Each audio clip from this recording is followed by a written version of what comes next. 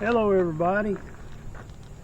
I'm on the High Bridge Rail Trail today. I'm in Moran, Virginia, which is one of the parking areas. And I'm going to head toward Farmville, Virginia. And we're going to check out the High Bridge Rail Trail and Camp Paradise, and also the High Bridge, which is the focal point of this trail. It's a beautiful fall day. It's over 80 today, and there's not much color in the trees, and the weather's looking a little ominous, like it might try to storm, but I don't care about that. I've got rain gear. We're just going to take our time and take a look and see what we see. I'm camped over at Twin Lakes State Park. That's where I'm going to be spending the next couple of days. I've got my camp set up over there. I'll show that this evening when I get back, and hopefully it'll be a good time.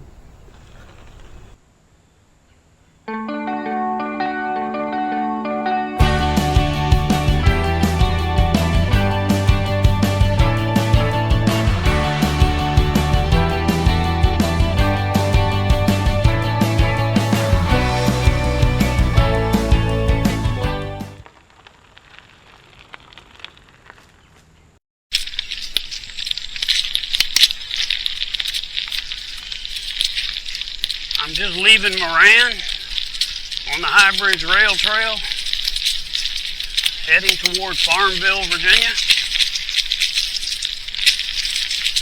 I think it's probably maybe 8 or 9 miles to Farmville. I'm not real sure. I have to look at the map, but it's a beautiful afternoon if it doesn't storm on us.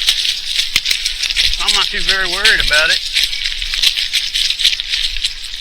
I bought rain gear.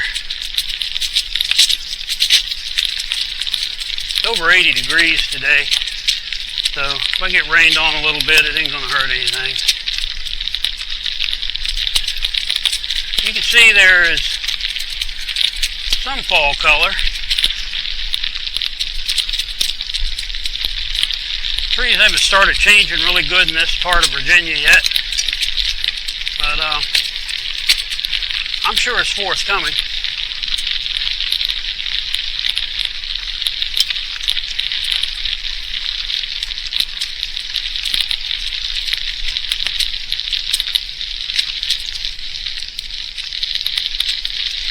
The parking area, excuse me, the parking area is very handicap friendly. It's flat, so you won't have any problems there.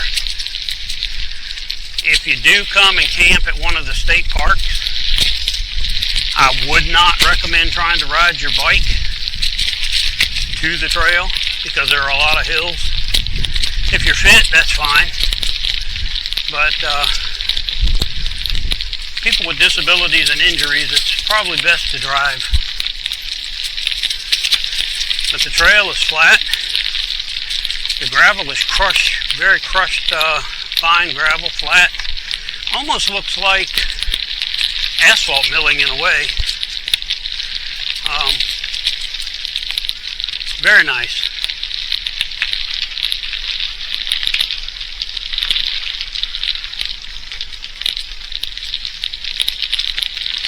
I made some adjustments to my Trek Burb on the seat and raised the handlebar stem up a little bit. So this is kind of the maiden voyage for that. We'll see how comfortable that ends up being. I'm always looking for a way to be more comfortable.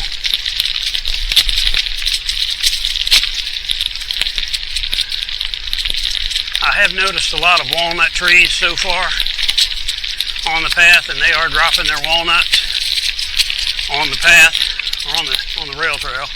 So you want to be careful for those.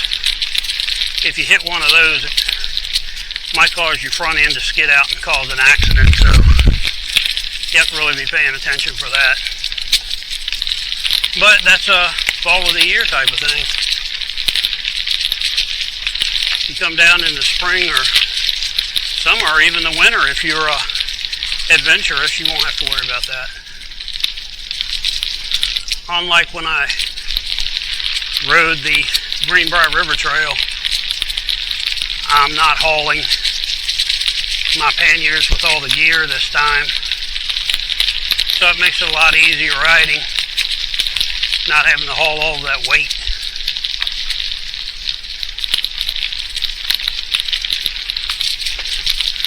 Like I said at the outset in the introduction, I'm camping over at Twin Lakes State Park tonight. Twin Lakes has a unique history. First, I want to say it's a very beautiful park, and I've been there many, many times. But during a sadder point in the history of this country, Twin Lakes here in Virginia was a park for people of color when segregation and Jim Crow still ruled this state. Fortunately, all of that is in the past, but it is a very beautiful park, and I would recommend checking it out if you get a chance. It's got 2 lakes, hence the name Twin Lakes.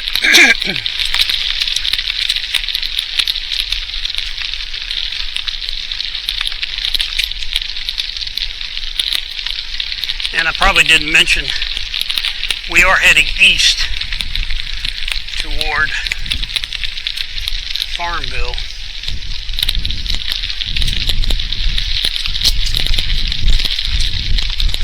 Farmville is the home of Longwood College and also of Hampton-Sydney, or should I say Longwood University now, and Hampton-Sydney College.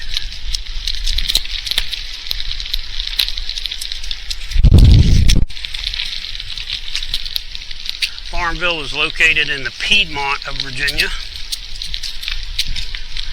not too very far from the mountains.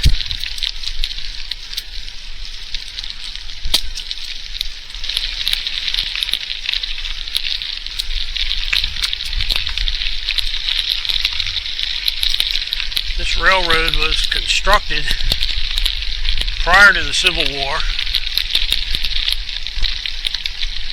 and it was to bring goods from Farmville, the Farmville area. They made clay bricks there because the clay in this region is really good.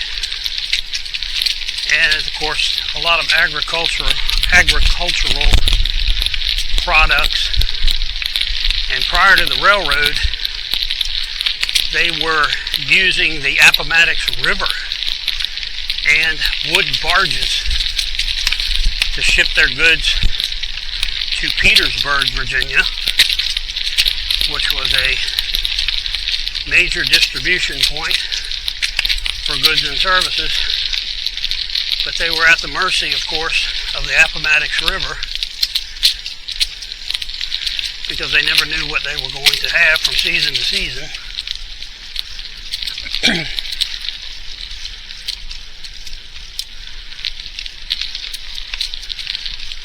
So the railroad was constructed, but in order to do that, they had to build a bridge across the Appomattox Valley, River Valley, and that bridge is 2,422 feet long.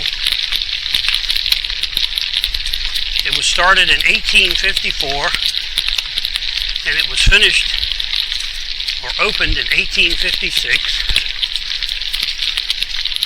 There's 21 or 22 pylons that cross the Appomattox River and the River Valley. They were made out of brick because of the natural clay in this area. It was just more cost effective to build the pylons out of brick versus stone. So the pylons were built out of brick, and then I want to say it was a 17-foot structure, wood structure, that was built on top of the pylons for the railroad. and it's about, or it is 117 feet off of the river, above the river. And then, of course, in 1856 it was opened, and then as we know, in April of 1861, the Civil War broke out, and people back then didn't think the war would ever reach Farmville.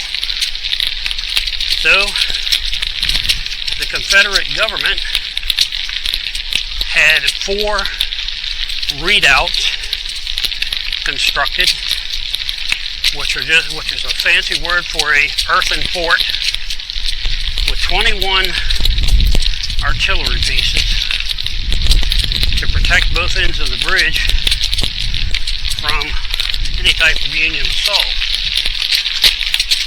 The bridge was assaulted a couple of times by cavalry, I want to say, if my history lessons are correct. But the bridge was guarded by reservists at that time, which meant young boys and older men. Where have we heard that term before?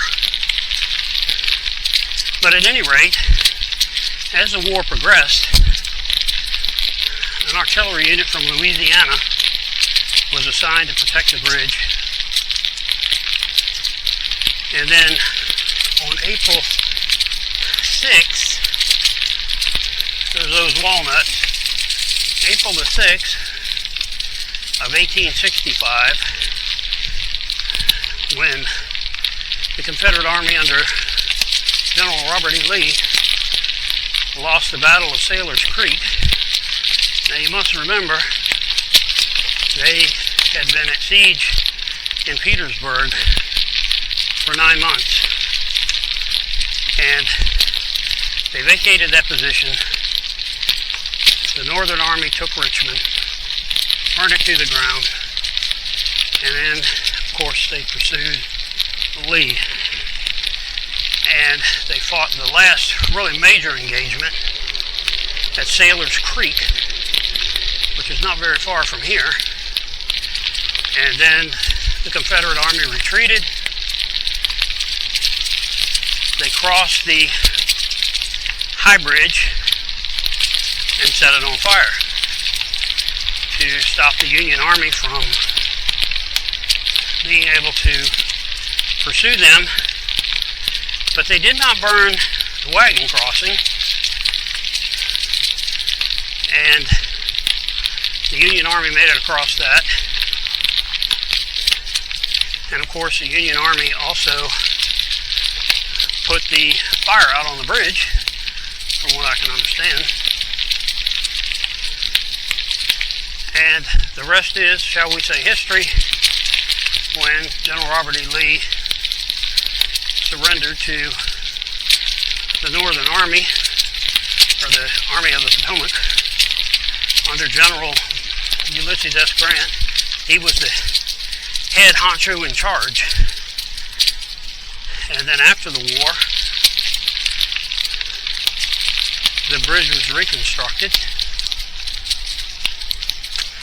And then as time progressed and it saw more and more traffic, they put a new bridge up beside the old bridge, and the pylons are still there. Hopefully we're going to see them today.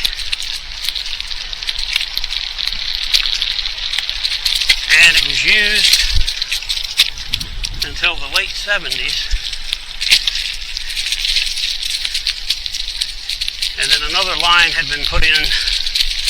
I think they call that the split line. I'll have to check. But anyway, the bridge was not able to handle the volume of freight and the weight of the new trains. So I want to say it was 1979 it was out completely. But I'll double check. I'm sure we'll see some placards.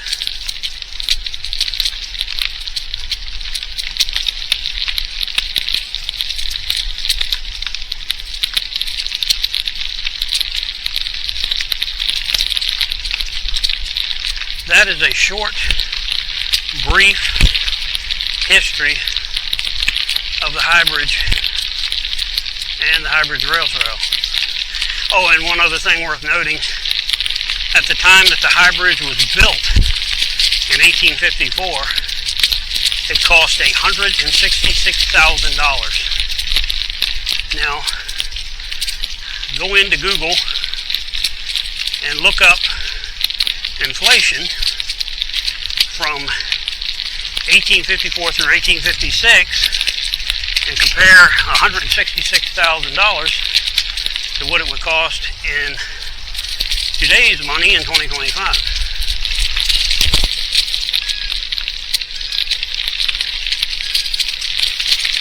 On my right was one of the old original railroad markers and had mile 141 on it.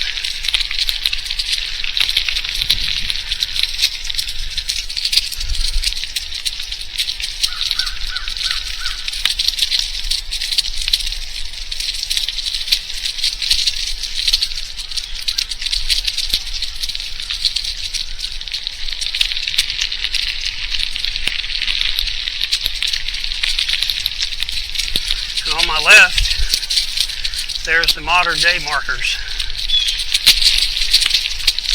That is for us that like to walk and bicycle and, yes, ride horses.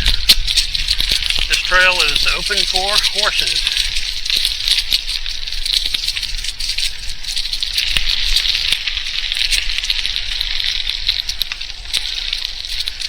And along the trail are benches, picnic areas, and restrooms.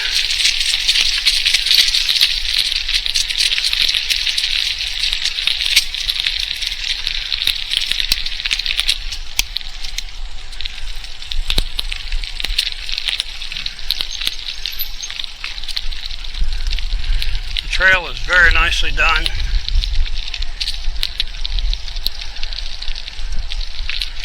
As far as friendliness to us handicapped folks, I would say it's very friendly. We are 3.2 miles from the bridge and 8.1 miles from Farmville. This must be Rice. It looks like a teeny quaint little town. Let's roll around and get a look at it.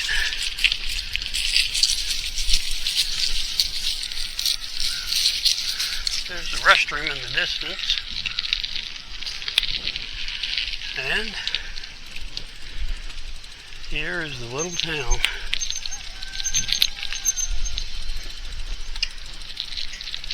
Very nice. My kind of place.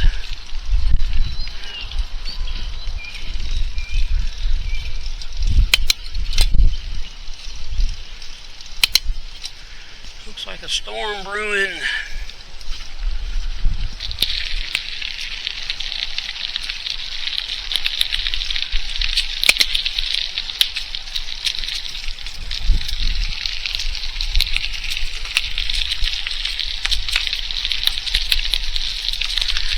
I'm riding against a headwind today. I don't know how much. The weather said this morning online it was supposed to be rain this morning, which they called that off, and there's supposed to be wind with gusts up to 24 miles an hour. I don't think we're anywhere near that.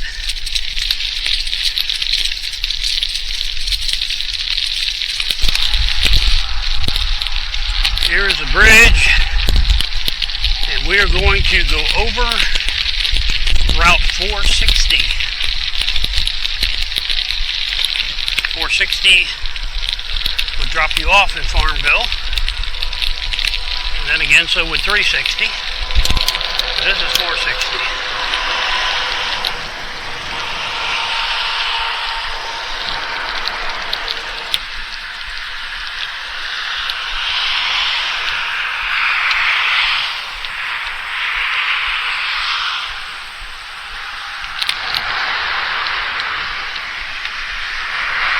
bridges are done very nice.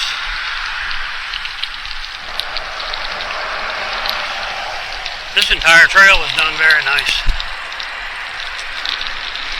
Here's another old marker from the railroad days. And that is 142. And it says N for north, I would assume. I thought we were going east. Well, I know I'm going in the right direction because I haven't run out of trail yet. And it tells me that the bridge is up ahead, so I'm okay with that.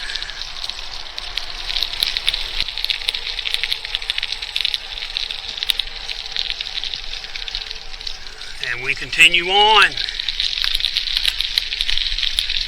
I am approaching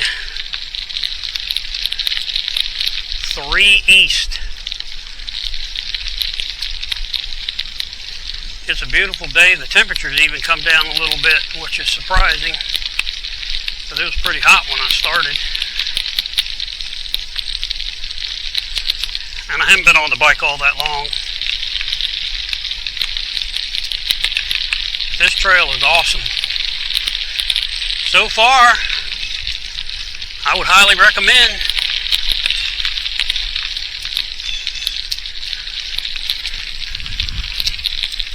And as usual, I say this, people that ride e-bikes, you could fly along this thing, although I wouldn't recommend it. But there's nobody out here today.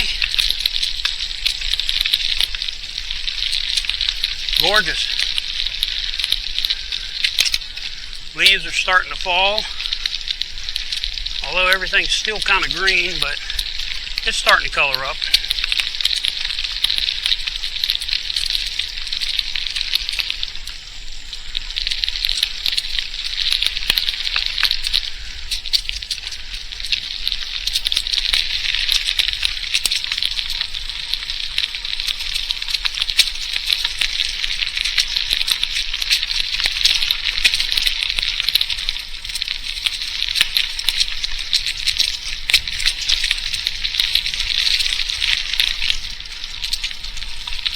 Okay, we'll keep on moving. See where we end up.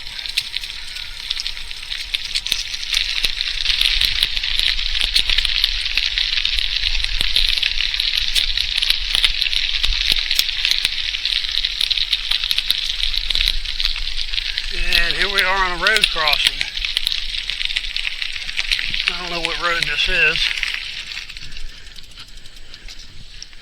but it's rural, and I like that.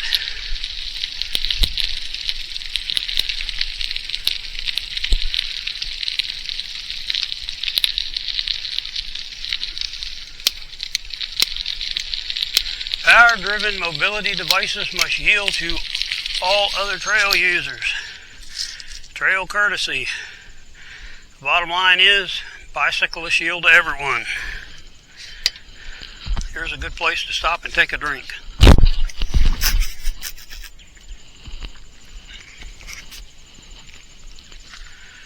Okay, let's muddle along.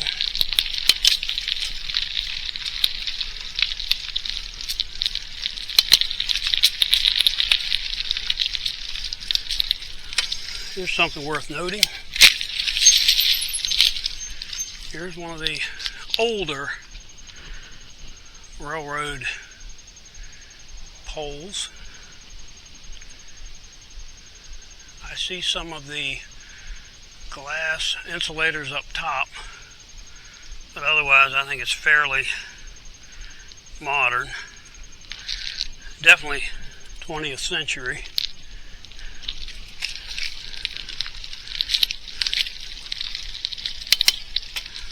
Years ago when I used to bike on the C&O towpath, I've done that multiple times over the years, especially when I was younger and the kids were younger. We would find these glass and ceramic insulators all up and down the towpath. especially on the Western Maryland Rail Trail section. They were all along that too. We never picked any of them up or brought them home because, quite frankly, we just weren't interested and didn't want to take up the room. Now people are selling those things online for about $5 a piece. And I still won't pick them up.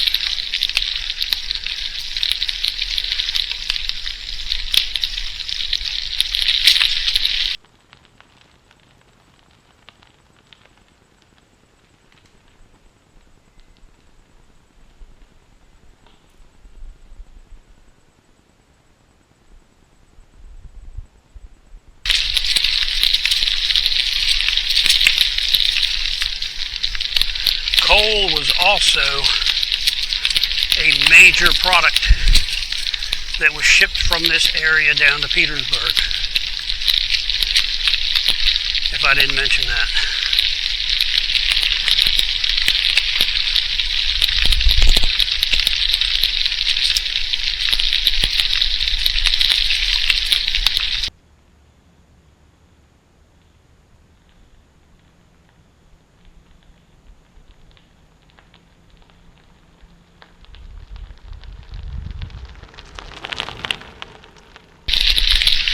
I keep saying I'm going to make a video about this bike.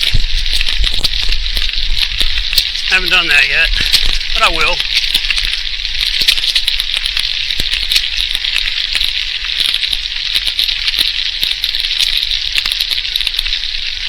I would say you could probably ride just about any type of bike on this trail. And I've ridden a lot of them over the years, including recumbents. I've had several recumbents. I've ridden trikes, I don't care for them. But I would not, probably would not. On this part, you could probably bring a road bike. But I don't think I would. I certainly wouldn't want to have to worry about the narrow tires on this gravel surface. And I wouldn't want to have to worry about flats. And I see a truck way up ahead on the trail. Must be maintenance. But you could ride a trike on this. I've got a buddy that's got a green speed trike. He's got a lot of bikes. But he would definitely ride it on something like this. I would not recommend one for the Greenbrier River Trail or the C&O towpath. The Gap would be okay. He's ridden his on the Gap. I've ridden recumbents on the Gap. Also, I've ridden recumbents on the C&O towpath. Nice crossing. The problem with recumbents, at least the long wheelbase recumbents that I had, it would be just too easy to slide the front wheel out from underneath you. Way too easy.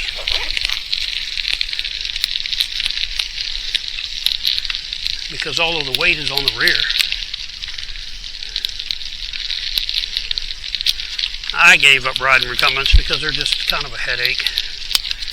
Crank forwards are not. They're nice, but they're real expensive.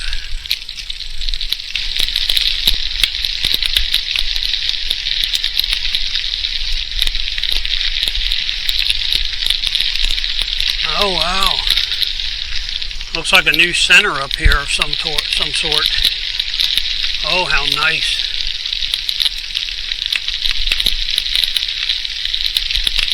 Oh wow, that's handicap friendly.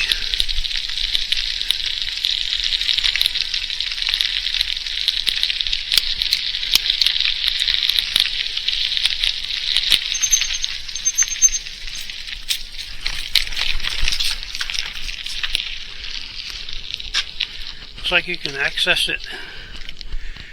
High Bridge Station.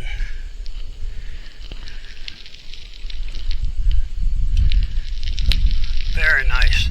This is the main visitor center for the park, apparently. You can drive your vehicle in here. Park rangers are here too. That makes me feel good. There's your restroom over there. They've got a bike. They've got a bike station set up to work on your bikes. Right there next to the restroom. Bike racks, a mounted air pump. This would be a good place to start if you just want to go up to the bridge. Very, very nice.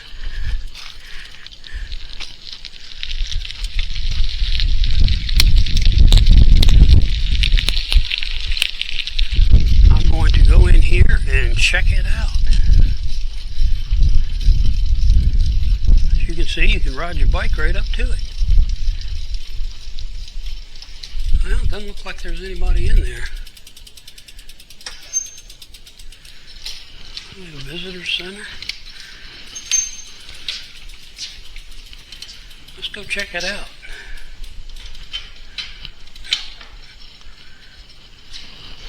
I'm going into the High Bridge Trail Visitor Center. This is the main headquarters.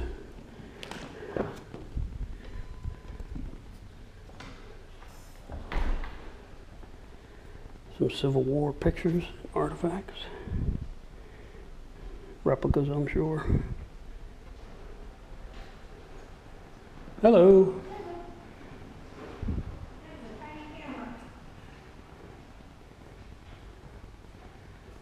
Hi. Hello. We're getting them. My camera. Well, I'm leaving the High Bridge Trail Visitor Center, and I was just informed by the park ranger that if you are handicapped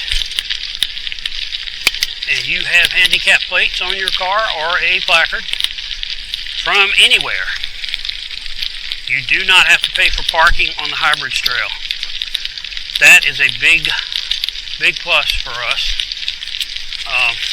to have access to these places, and also to be given a little grace for the parking fees. I think that's very nice. Virginia does a lot of nice things for people with disabilities, people with different types of things, shall I say, retired people, veterans. Alright, so we're going to head on.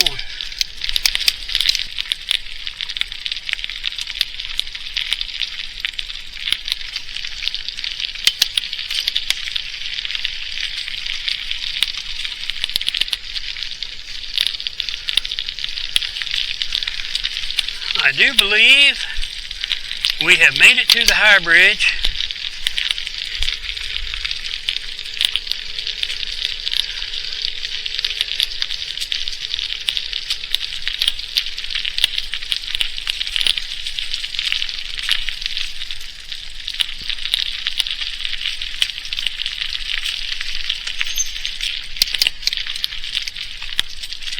Yes, we have.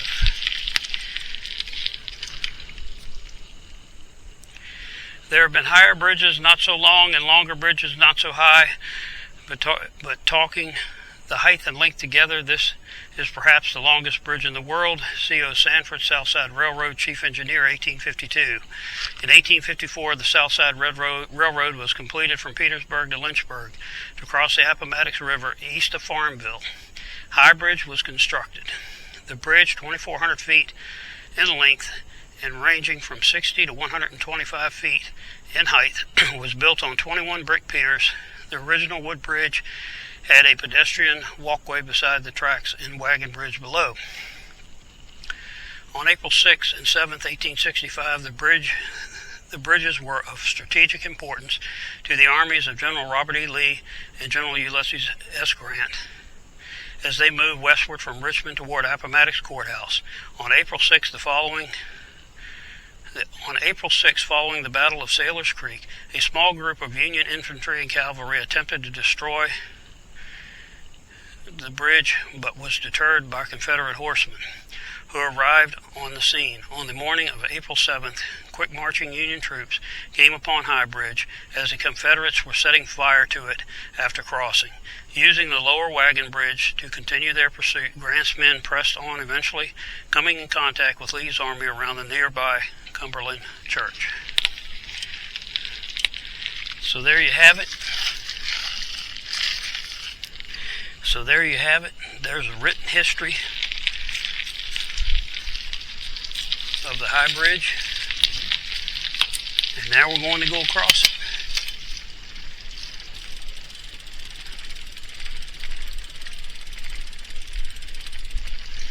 They have at least 1 to 2 overlooks, and we're definitely going to stop and overlook.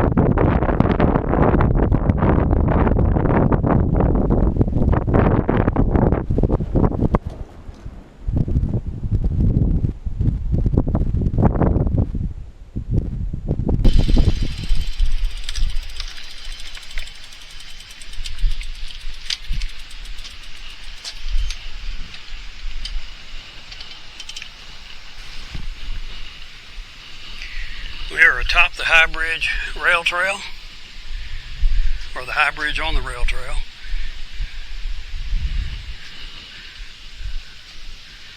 Below us is the Appomattox River. Nice shadow of the trestle on the river below. You can see how difficult it would be to take a barge up and down this river, given that it is a river that is constantly changing. It is not in the tidal area, so they would be at the mercy of however much water was in the river at the time. Over there is a farm.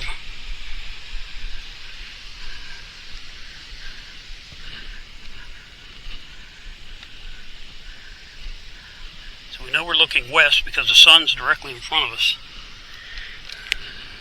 So we're looking west up the Appomattox River toward the Blue Ridge Mountains.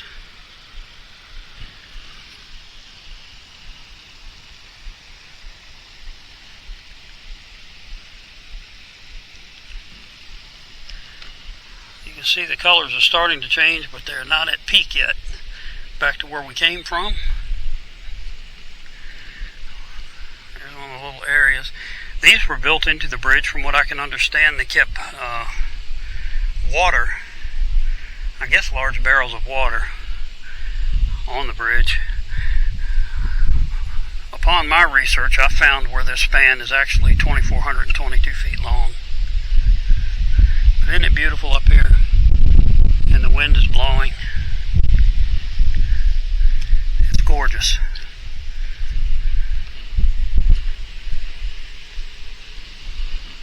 They've got seats where you can sit and enjoy. If I had one with me, I'd sit and smoke a good cigar. See if we can get a picture of the old pylons. Get a video. There are the old brick pylons down there. And that's what the two warring armies were struggling so hard to protect. Well, one to protect, one to capture.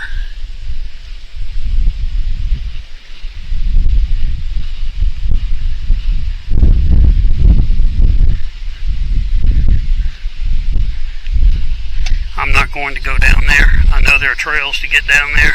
I didn't bring my cane. I forgot the thing, so I have to be really, really careful.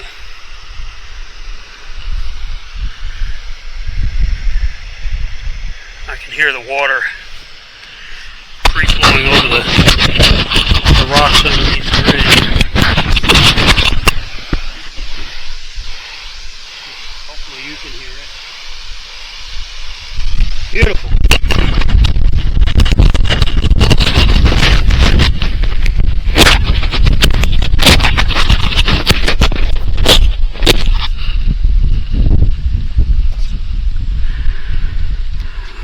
According to my Trek app,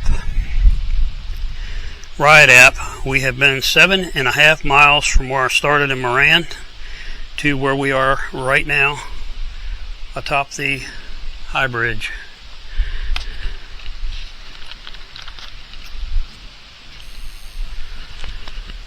Given that, the beauty up here, let's continue on, see how far I can get today, hopefully to Farmville, and then I'll ride back.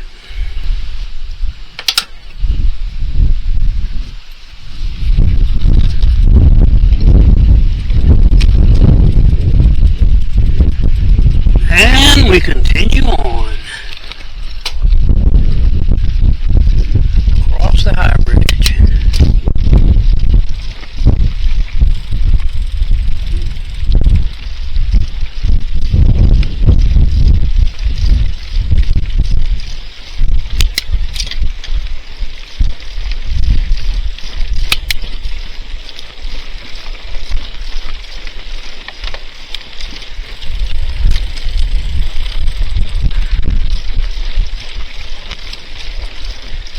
Everything in the High Bridge State Park seems to be really maintained, really well maintained. I can't even talk. Really well maintained. And here they have a pair of binoculars and some seats. I don't see any coins or any slots to insert coins, so I assume they're free.